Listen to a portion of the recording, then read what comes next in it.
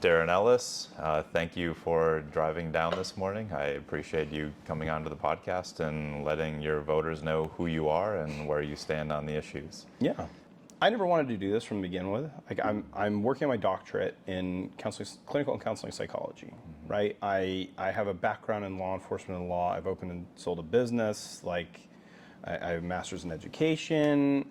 I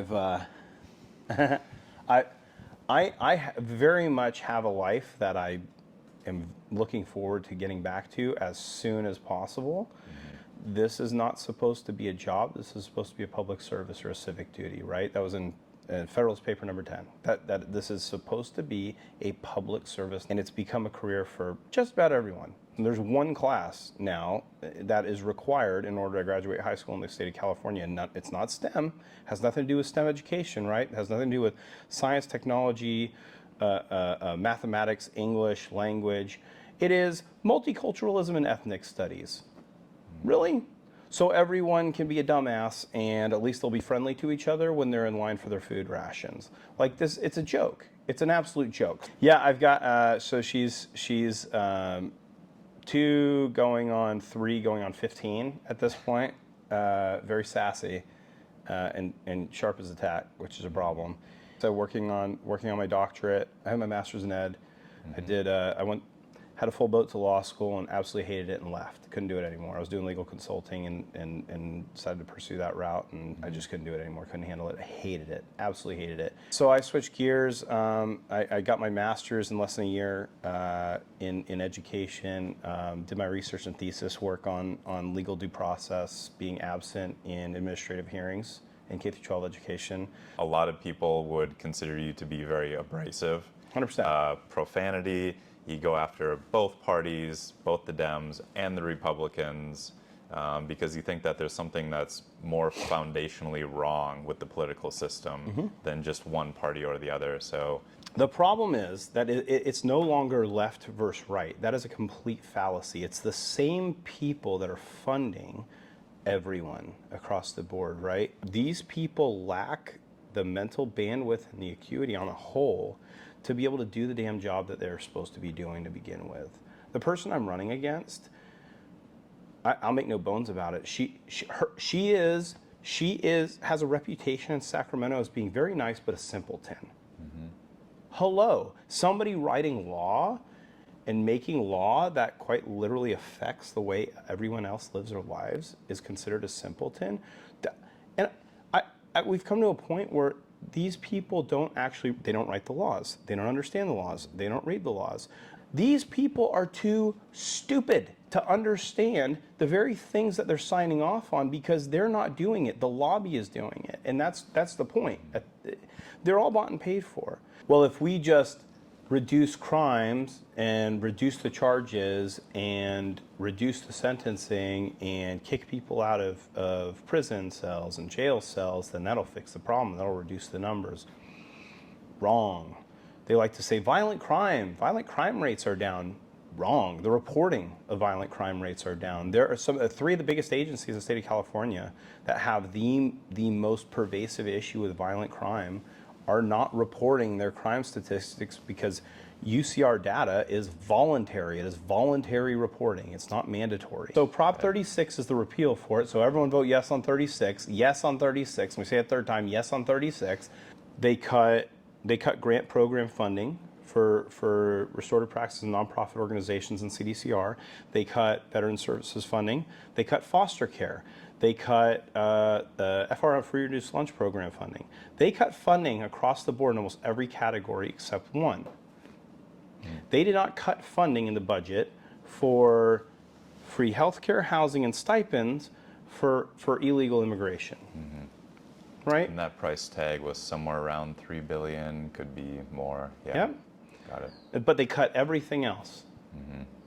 They don't give a. It's not about that. It has nothing to do with caring for people. If it was, we wouldn't have people flooding into the California under sanctuary protections getting free. While we have veterans literally dying on street corners, not necessarily a fentanyl overdose, but of starvation.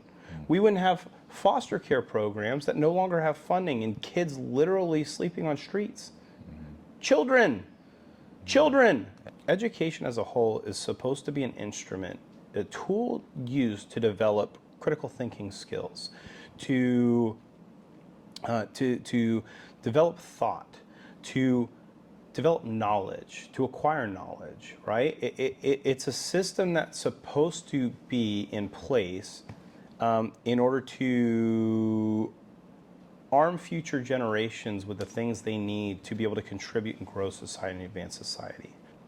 I do agree with that cell phone use in schools is an absolute problem and it needs to be eradicated. Okay. But I will say that Gavin Newsom is full of in his assessment of it, because he is quite literally, in his Department of Education in the state of California, and the way that they proceed with having to deal with these things, right, in Ed Code, have essentially neutered administration and their ability to actually handle these situations. So it's one thing, this is my problem with Gavin Newsom.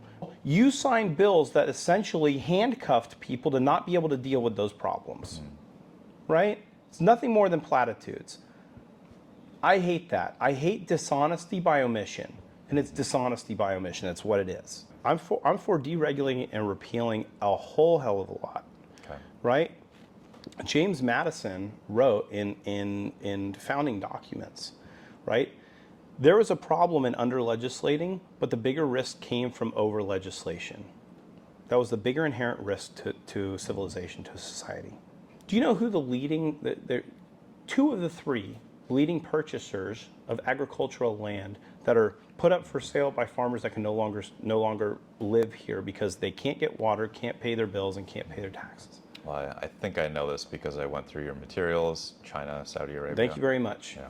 Two very unfriendly countries, right? Unfriendly foreign states are the two biggest buyers of California agricultural land. That is ridiculous. So you're in favor of using eminent domain to take those properties back? Absolutely. Okay. This is California. If we can't go after China for them stealing our property, okay, that's our land now. You don't have a right to own assets and resources in the state of California. If you don't like it, sue us. Good luck with that. Okay, this is California. This belongs to the United States. This belongs to Californians and Americans. What would you say to independent voters and even moderate and further left Democrats as to why they should give you their vote instead of Cecilia? Yeah, how are things going so far, right? How have the last 8 years worked out for you? She's been there since 2016. Are you safer? Do you feel safer? Are groceries cheaper? Can you afford gas? How about rent? You know the cost of housing has doubled since she's taken office. The single most powerful thing we have in this country is a well-informed electorate. We do not have a well-informed electorate because, as we said in the beginning of this, right, we have an entire country that is force-fed utter distraction, instead of looking at the tangible issues in front of them that are affecting their daily lives. That's it. People are listening to presidential candidates argue about crowd sizes at their rallies when people can't afford to put gas in their car, are worried about what's happening with their kids in school, are worried about how they're going to put food on the table, pay their mortgage, pay for fuel, get to work. Are they going to be able to make enough at work to be able to sustain their lives? And what's happening with their families? And are they going to get shot going to a grocery store? This is a joke that we're here now. And if people want this, then they can have it. I mean, honestly, this is the reality. If this is what you want, you can have it. And if you wonder how we got here, it's been continuing to vote and be accepting of the status quo. If people want to see how we got here, they should take a brisk walk to their bathroom and look deeply into the mirror that's facing them. The opportunity is here to fix that, right? The opportunity is presenting itself through a number of candidates. Yes, there are a lot that are bought and paid for. I am not one of them. I promise you that. I appreciate your candor, the abrasiveness. It's different, and some people will find it offensive. Some people will find it refreshing. But I do know that in general, the electorate is frustrated with the situation in California. So thanks for showing up and presenting the alternative. Absolutely. Thanks for having me. Thank you. Really appreciate it.